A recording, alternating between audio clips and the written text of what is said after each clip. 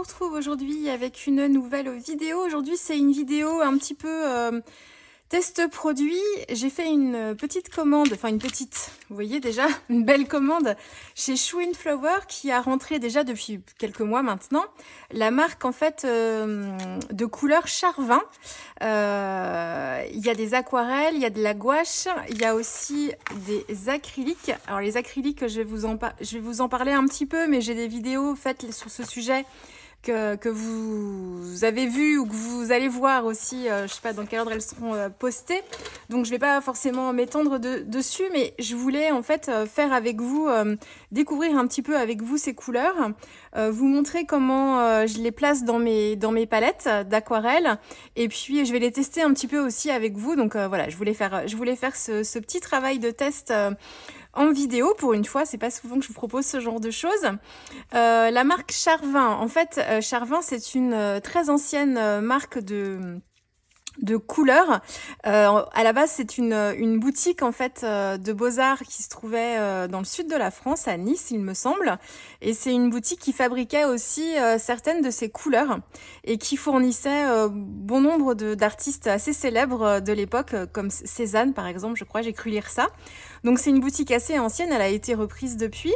Et en plus de fabriquer en fait ses propres huiles et aussi la gouache, l'acrylique aussi, ils ont développé également toute une gamme d'aquarelles extra fines.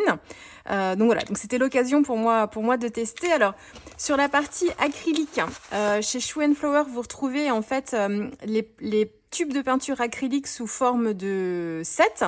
Donc moi j'ai le set de nuances de bleu et puis la gamme en fait des couleurs pour les portraits qui m'intéressent moi surtout pour les gammes de neutres.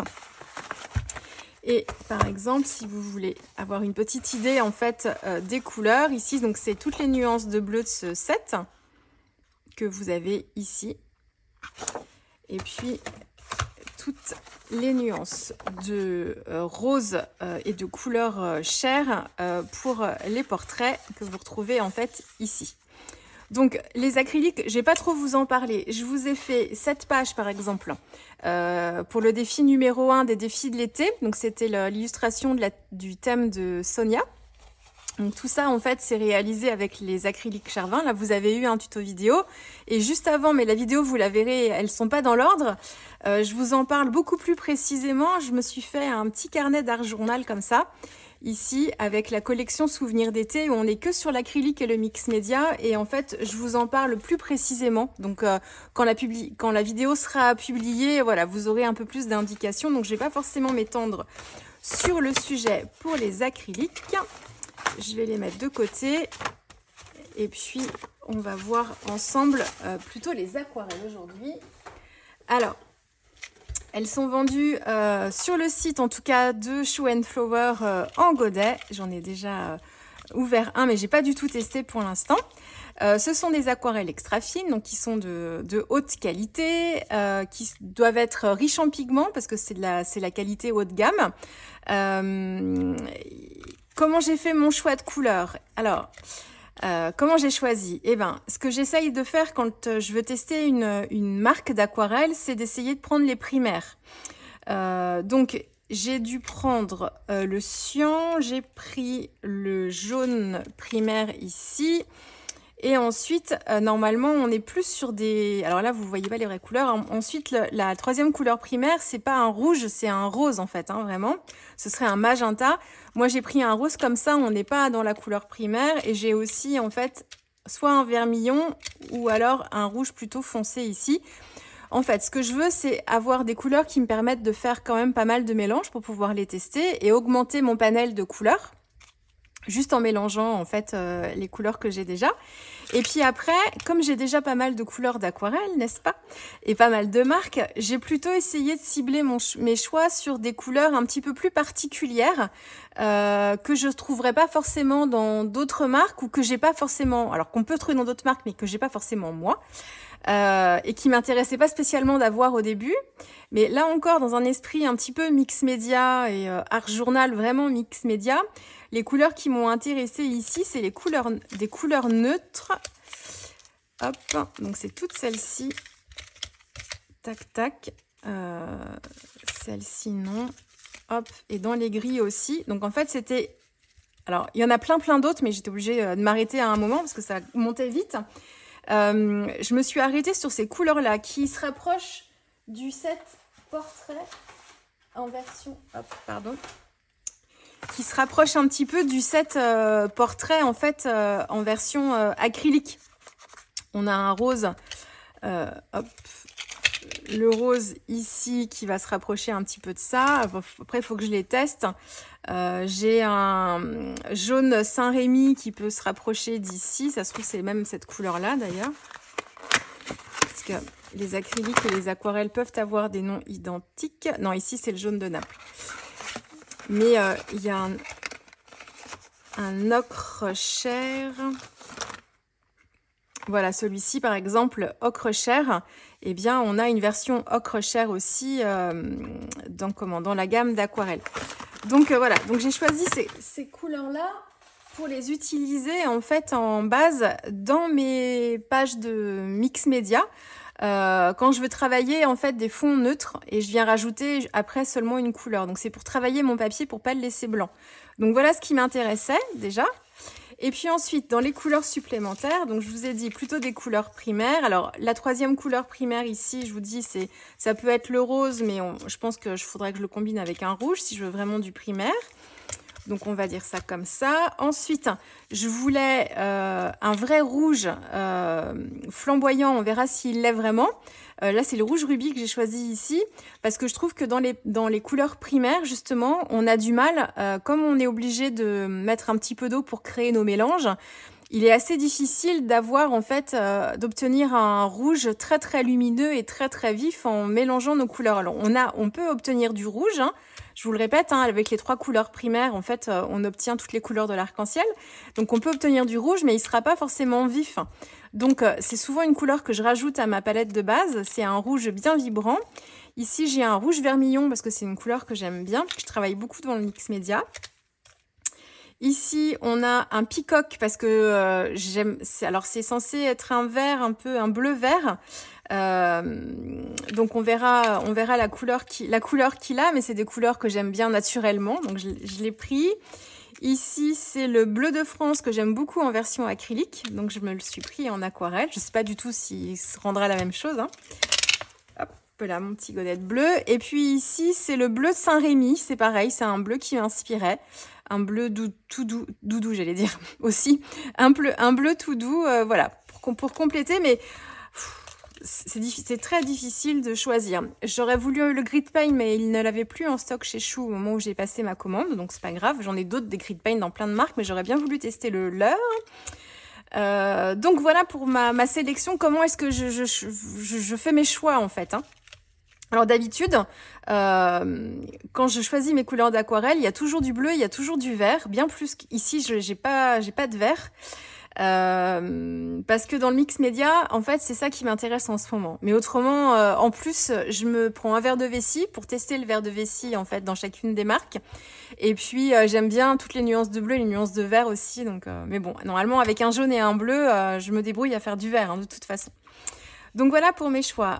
En termes de composition de couleurs, il faut faire attention au packaging.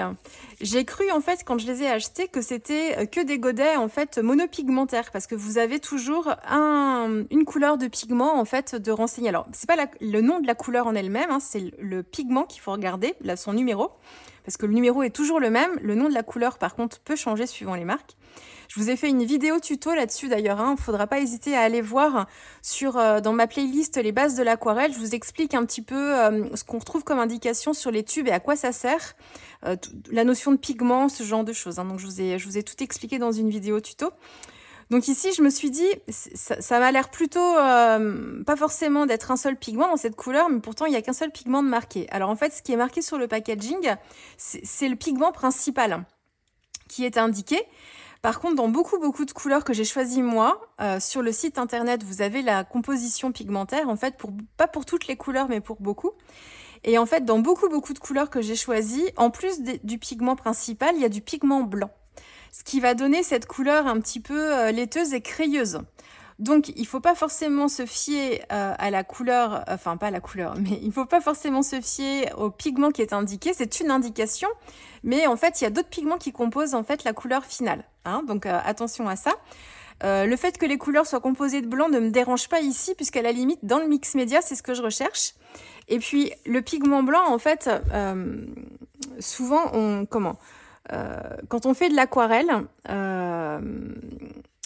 comment vous dire ça? Parce que c'est pas du tout restrictif ce que je vais vous dire. C'est juste que il y a rien d'interdit. Mais si vous voulez vraiment, si vous n'avez jamais fait d'aquarelle et que vous voulez vraiment comprendre tout le jeu de l'eau, parce que c'est la base à l'aquarelle, c'est le jeu avec l'eau et la transparence de l'aquarelle avec l'eau. Si vous voulez vraiment comprendre un petit peu le médium et pouvoir ensuite être à l'aise, je vous conseille de commencer par travailler avec des couleurs qui sont pas composées de pigments blancs à l'intérieur. Parce que le pigment blanc, en fait, il va venir naturellement adoucir votre couleur et la rendre pâle, de par en fait l'intégration d'un pigment blanc à l'intérieur, alors que en aquarelle, si vous voulez éclaircir une couleur, à la base, en fait, il faut juste ajouter de l'eau.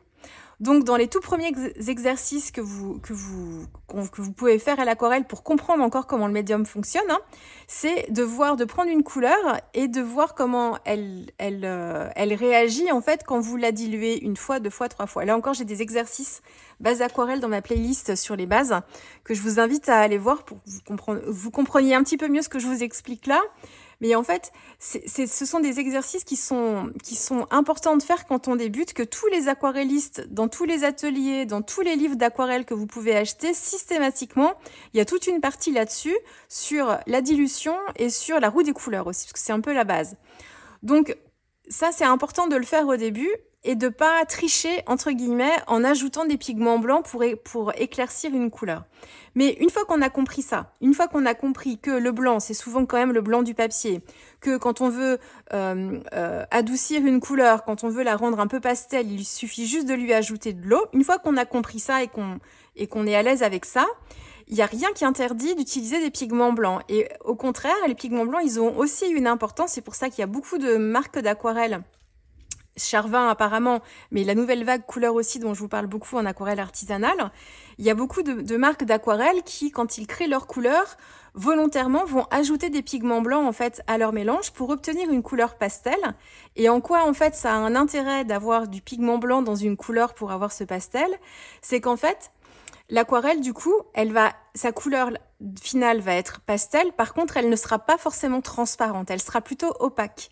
Donc, quand on cherche à avoir une couleur douce, mais qu'on cherche pas forcément à avoir quelque chose de transparent, eh ben, le pigment blanc dans nos couleurs, il peut être super utile. C'est le côté un petit peu laiteux et un petit peu crayeux qu'on trouve dans les néocolores aussi. Donc, et comment est-ce qu'on sait qu'une couleur, elle est opaque? On va regarder ça ensemble après. Mais comment est-ce qu'on sait qu'elle est opaque? Alors, quand on a l'habitude, on le voit quand on l'utilise, on se rend compte de l'épaisseur et tout ça. Mais autrement, il suffit en fait de faire un trait noir avec un feutre indélébile sur un papier.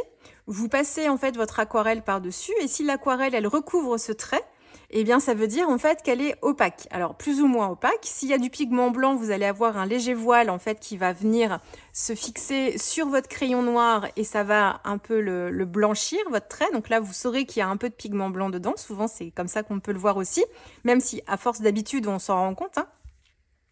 Donc voilà, donc les couleurs qui sont faites à base de blanc, c'est pas mal. C'est juste que si vous débutez et que vous commencez directement à travailler en fait en ajoutant du blanc, eh bien vous n'allez pas en fait acquérir les techniques de base. Mais c'est pas un problème. Vous pouvez très bien ne pas avoir envie d'apprendre l'aquarelle et de travailler avec les couleurs que vous aimez bien. Et voilà, mais si vous avez envie de travailler l'aquarelle, il faut commencer par la base et c'est en ça où c'est important de laisser de côté un petit peu. Mais après, voilà, il y a un intérêt aussi à l'utiliser. Voilà, alors c'est un gros blabla d'introduction. Je vais faire les tests avec vous. Je pense peut-être pas que je vais rester en voix directe ici. Je pense que je vais peut-être plus faire de la voix off. Je vous montre la petite palette dans laquelle je vais ranger mes petits bijoux là. Mes petits bonbons, c'est des petits bijoux aussi. C'est une boîte d'aquarelle que j'ai trouvée sur justement le site de la Nouvelle Vague Couleurs. J'étais en attente, elle en avait plus depuis déjà plusieurs mois, elle était en rupture, je les attendais désespérément. Celle-ci, elle peut contenir 2, j'y arrivé, 4, 6, 8, 16 couleurs. Et là, je pense qu'on peut en mettre encore,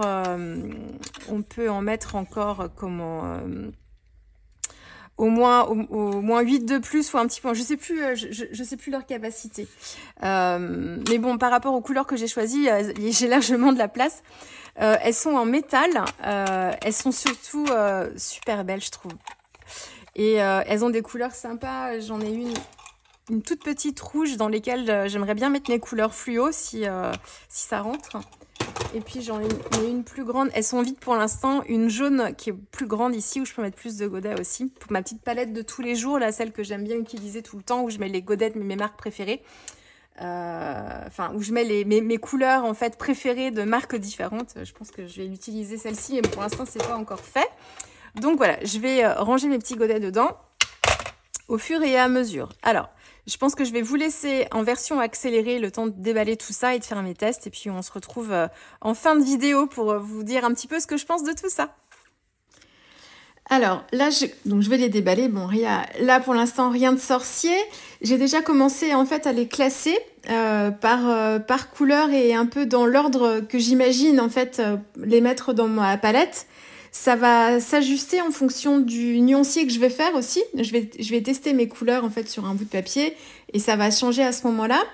Là, je suis en train d'inscrire les couleurs. Alors, sur la majorité des godets que j'ai, en fait, tout est inscrit au dos des godets. C'est super pratique. On a la marque, bien sûr, mais on a aussi le nom de la couleur, le numéro dans le nuancier des couleurs Charvin et est-ce qu'on a aussi le pigment? Je crois que oui. Je crois même que oui. Donc, sur beaucoup de godets que j'ai, en fait, tout est déjà indiqué, mais il y en avait 2-3, en fait, où il y avait juste la marque, mais il n'y avait rien d'autre. La marque et le numéro de la couleur du nuancier Charvin, mais pas forcément le reste. Donc, moi, j'aime bien remarquer ça sur mes godets, comme ça, je m'y retrouve mieux. Donc, là, c'est ce que je suis en train de faire. Là, je vérifie juste qu'ils sont tous... voilà, celui-ci, le gris, n'était pas marqué non plus. Et puis, une fois que j'ai fait ça, là, je m'amuse juste à faire un petit swatch de couleurs. C'est-à-dire que je les prends les uns après les autres et je regarde un peu ce qu'ils donnent. Alors moi, je fais pas ça d'habitude. Là, c'est juste pour vous montrer. J'ai fait en fait des traits noirs avec un crayon indélébile, juste pour vous montrer en fait quand est-ce qu'on sait qu'une aquarelle est opaque ou pas. Alors, tout à l'heure, je vous parlais de l'opacité et du blanc. C'est pas un lien de cause à effet, c'est-à-dire qu'une couleur qui aura du blanc dedans sera majoritairement opaque. Par contre, une couleur opaque n'a pas forcément du blanc à l'intérieur. Vous avez des couleurs d'aquarelle en fait qui sont liées un peu au pigment, qui vont être naturellement opaques ou transparentes ou semi-transparentes. Quand il y a du blanc dedans, bien souvent c'est opaque. Mais il y a des couleurs opaques qui n'ont pas forcément de blanc dedans. Hein. Ça marche pas forcément dans les deux sens. Là, par exemple, l'ocre doré en fait que j'utilise ici, là, qui est juste avant le petit rose chair, eh ben, il est opaque parce qu'en fait, quand je passe mon aquarelle dessus, sur le trait noir, eh ben, je vois plus le trait. Alors, au fur et à mesure que ça sèche, le trait, il réapparaît. Parce qu'en fait, l'aquarelle, déjà, par l'épaisseur de mon trait, va venir se mettre de chaque côté du trait aussi. Par contre, au moment où je fais mon nuancier, en fait, je vois tout de suite, quand ça recouvre l'aquarelle, quand elle recouvre le trait directement, ça veut dire vraiment qu'il y a une forte opacité. Donc, ça va être le cas ici pour le bleu, pas du tout. Donc là, c'est le bleu de France. Un joli bleu, en fait, assez profond, assez froid, qui, moi, va bien me servir. Ici, c'est le bleu cyan. On va être, en fait, sur un bleu de phthalo. C'est tout à fait... Là, c'est une pure primaire. Ici, c'est le peacock. Alors, j'ai bien fait de le choisir, celui-là, parce que c'est un joli bleu-vert, en fait. Vraiment, une couleur que j'utilise souvent. Donc, c'est super. J'ai bien choisi. Et puis là, c'est le bleu Saint-Rémy, qui a un petit peu de blanc dedans, parce qu'on voit que quand je passe l'aquarelle sur le trait noir, ça blanchit un petit peu. Et puis ici, le gris qui, lui, est très opaque, qui est très couvrant. Même en séchant, en fait, il recouvre vraiment très très bien le trait. Donc, une fois que j'ai fait tout ça sur une chute de papier aquarelle, ça me permet de voir un peu vraiment la couleur et de les classer. Alors, comment je les classe? Ça, il n'y a pas forcément de règle, vous faites un peu comme vous voulez. Moi, je les classe par température de couleur. Alors, la température, c'est le chaud ou le froid. Donc, je vais mettre en haut... Enfin, là, c'est pas tout à fait vrai parce qu'en fait, d'habitude, c'est ce que je fais. Je mets les couleurs froides ensemble, donc tous les bleus, verts et voilà. Et puis ensuite, je mets toutes les couleurs chaudes, donc tout ce qui est rouge, rose à suivre. Et puis, j'ai une rangée de verts aussi. Donc, je mets les bleus ensemble, les verts ensemble, les rouges ensemble. Les roses vont avec les rouges. Et après, tout ce qui est température, chaud ou froid, eh bien, en fait, c'est assez... c'est pas subjectif du tout, c'est assez précis, les histoires de température, de couleur. Mais en fait, on sait la température d'une couleur quand on la compare à une autre. Un rouge, par exemple, on va classer ça plutôt dans les teintes chaudes, mais vous aurez des rouges qui seront plutôt à tendance froide et des rouges qui seront plutôt à tendance chaude. Et d'ailleurs, quand on compose en fait sa palette, pour avoir vraiment une palette équilibrée avec peu de godets, on conseille toujours de doubler les primaires, c'est-à-dire d'avoir deux jaunes, un jaune légèrement chaud, un jaune légèrement froid, un bleu un peu chaud, un bleu un peu froid, et pareil pour le rouge, enfin le magenta, d'en avoir un en fait qui soit un peu froid et l'autre qui soit un petit peu chaud. Voilà. Donc les histoires de température, en fait, c'est assez, voilà, c'est un peu particulier, mais moi je les classe par gamme de couleurs. Et ici, en fait, j'ai plutôt fait les couleurs neutres, en fait, en haut, et j'ai poursuivi avec mes roses rouges. Et puis en bas, c'est mes bleus, et j'ai un peu le vert du peacock, et le gris est complètement à droite. Parce que je vais compléter sûrement ma gamme de couleurs entre-temps avec des verts, je pense. Donc, je laisse un peu de place, mais voilà. Après, il n'y a pas de règle. On fait comme on veut hein, sur les histoires de classement de couleurs. Là, il n'y a aucun problème avec ça. Alors, ce que je vous ai pas dit, c'est que j'allais vous proposer, c'est la petite surprise pour celles qui seront arrivées jusque-là, qui seront restées jusque-là. Je vous fais une petite mise en couleur assez rapide ici. C'est juste pour tester en fait mes aquarelles Charvin. Et puis, ça me permet de tester aussi un carnet en papier Lamalie. Parce que quand j'ai fait ma petite commande Show & Flower, je me suis prise les aquarelles Charvin et je me suis pris alors c'est pas celui-ci d'ailleurs, mais je me suis pris un carnet en fait avec une belle couverture dorée qui est un peu plus grand que ce format-là. En papier Lamalie, c'est un papier en fait un papier chiffon qui est fait à base de récupération de fibres de coton. Et enfin de fibres de coton. Oui, si, c'est ça. C'est des vieux tissus en fait qui sont comment recyclés pour en faire du papier. Et du coup, j'avais en fait testé sur des papiers que je croyais justement des papiers Lamalie en feuilles volantes. Et en fait, j'avais été super déçue du papier. Parce qu'en fait, pour moi, c'était pas un papier aquarelle. Il y avait un effet buvard et on le travaillait très très mal, surtout avec les tamponnages. Et en fait, je m'en suis acheté un quand même parce que je me dis c'est bizarre. Il y a des aquarellistes qui l'utilisent. Ça me surprend que le papier soit pas aussi bon que ce que je pensais. Et en fait, c'est moi qui me suis trompée. C'est le papier que j'ai acheté croyant que c'était un papier Lamalie, ça n'en était pas du tout un, pardon. C'était un papier type papier pour de la linogravure, en fait, et qui avait vraiment un effet buvard, mais pas du tout papier aquarelle, quoi. Donc mes tests étaient pas concluants, mais c'était pas le Lamalie, c'était pas vraiment le papier qui est utilisé dans ces carnets. Donc ça m'a permis de tester un petit peu et les aquarelles. Alors d'habitude quand je fais mes tests, c'est ce que je vous dis d'ailleurs beaucoup, mais c'est encore une fois faites ce que je dis et pas ce que je fais. C'est que quand on veut tester quelque chose, que ce soit un médium, un nouveau carnet, un nouveau papier, il vaut mieux tester une seule chose à la fois. C'est-à-dire que si vous voulez vraiment tester vos aquarelles, il faut que vous les testiez avec les pinceaux que vous utilisez d'habitude, que vous aimez bien, et un papier sur lequel vous êtes à l'aise, que vous aimez bien et avec lequel vous travaillez souvent.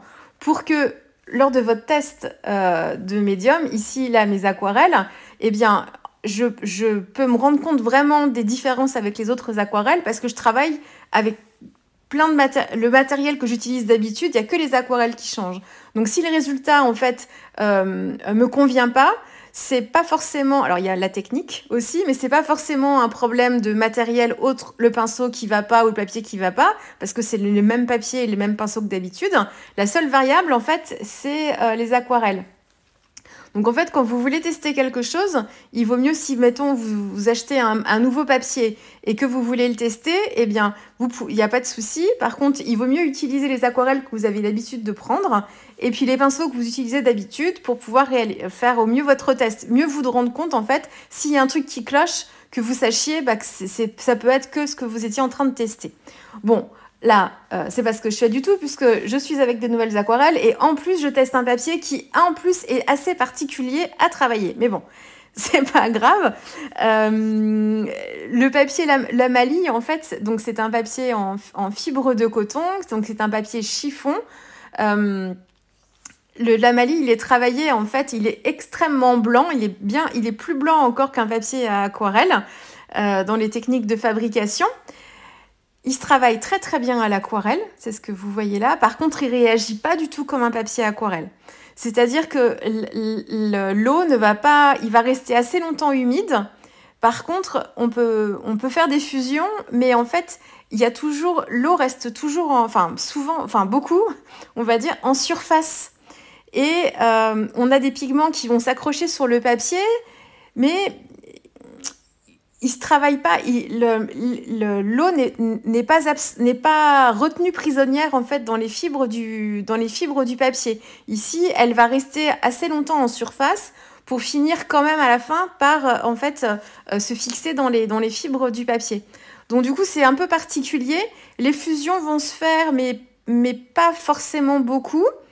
Si vous travaillez avec beaucoup d'eau, les pigments vont bien infuser, mais si vous travaillez avec un peu moins d'eau, quand on travaille à sec dessus, ça accroche pas mal et en fait, c'est moins facile. C'est plus facile quand on utilise un petit peu plus d'eau. Et alors, le petit truc aussi, et ça j'en discutais avec Rose, je te fais un petit coucou Rose si tu passes par là en même temps. Donc Rose BZH de l'équipe Chou aussi, qui le travaille depuis plus longtemps que moi, donc on avait échangé un petit peu là-dessus. Et elle me disait, il faudrait juste faire attention parce qu'il y a quand même un effet un peu buvard malgré tout, même si on le ressent pas du tout quand on le travaille. Et en fait, quand on travaille des tamponnages, il faut faire attention parce que l'aquarelle peut avoir tendance à fuser en fait un peu plus, même là où il n'y a pas forcément d'eau, à fuser un petit peu plus dans les fibres du papier, donc à dépasser des traits. Normalement, quand on travaille sur une base humide, l'aquarelle ne voyage que dans les parties humides, mais s'arrête net aux parties sèches. Et bien là, c'est pas tout à fait le cas. Il faut faire attention. Mais c'est pas non plus monstrueux. Enfin, on arrive quand même à contrôler. Hein. C'est pas un souci majeur, mais il faut juste l'avoir en tête un petit peu. Donc, et alors, ce qui est super sympa dans ce genre de... Alors déjà, le carnet en lui-même. Alors là, c'est celui qui est en reliure à plat, mais celui que j'ai acheté chez Chou. Alors, il y a plein de modèles différents chez Chou & Flower, plein de tailles. Moi, le mien, il a une jolie couverture dorée. Ce qui est super, c'est déjà le côté artisanal du papier, le côté bord pas droit, bien... Il n'est pas déchiré, en fait, c'est vraiment quand le papier est étalé sur le tamis, il y a plein de techniques de conception de papier, ça. Et du coup, les bords sont pas du tout coupés, ils sont vraiment laissés comme ça, nature. Donc ça, c'est super. Et puis, ce qui est super joli, et vous le verrez vraiment sur la vidéo de près, en fait, à la toute fin de la vidéo, là, c'est la texture du papier. Là, voilà, là, vous commencez à le voir, mais je vous ai fait un zoom. Ce qui est super, c'est ça, c'est cette texture de papier. Est-ce que vous allez mieux? Voilà, là, on le voit quand même un peu mieux. Et en fait, on voit une sorte de tissage, en fait, du papier.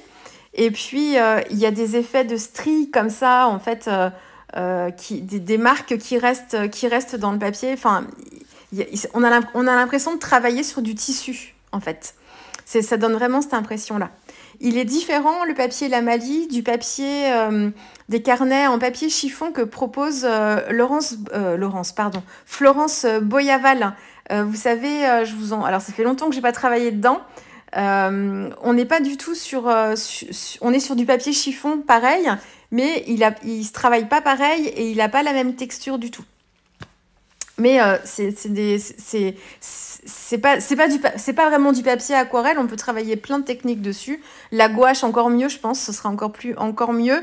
L'acrylique aussi sûrement, mais ce tampon d'ailleurs est un tampon d'une ancienne collection Chou & Flower. Je l'ai acheté en solde, hyper soldé, parce que les sœurs Chou font du tri pour laisser place aux nouvelles collections à venir. Donc je suis plus certaine que je sais pas du tout si vous l'aurez encore à dispo en fait en boutique, parce que voilà, c'est vraiment hyper soldé pour pouvoir liquider un petit peu les stocks. Donc je l'avais pas encore celui-ci. Je complète moi aussi mes anciennes collections. Alors donc les aquarelles Charvin, mais écoutez, elles sont hyper lumineuses. Effectivement, on est vraiment sur du haut de gamme. Une très belle pigmentation. De belles couleurs aussi, vous voyez sur le petit nuancier en haut, les couleurs sont très vives, même dans les couleurs plus neutres que j'ai choisies. Du coup, ça me donne envie d'acheter d'autres couleurs, bien sûr, mais bon, on va attendre un petit peu pour les prochaines. Donc non, je suis bien contente de mes choix aussi, ça correspond bien à ce que j'utilise.